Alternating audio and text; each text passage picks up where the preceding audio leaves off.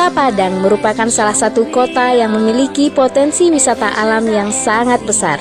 Salah satunya wisata air terjun yang masih tersembunyi di balik rimbunnya hutan yang masih asri. Masyarakat sekitar menyebutnya air terjun Tujuh Pangke yang terletak di lingkung Bukit Barisan Kampung Guo, Kuranji, Kota Padang. Perjalanan dapat dimulai dari parkiran air terjun Lubuak Tampuruang.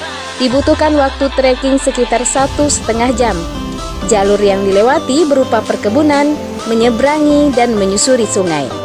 Untuk mengunjungi air terjun ini akan dibutuhkan waktu yang banyak dan juga fisik yang kuat karena akan menempuh waktu yang panjang. Sesampai di air terjun tingkat pertama, Anda harus menyusuri aliran sungai untuk mencapai tingkat ketujuh. Di saat Anda sampai pada tingkat ketujuh, maka semua perjuangan dan rasa lelah akan terbayar dengan keindahannya serta suasana hutan yang masih alami.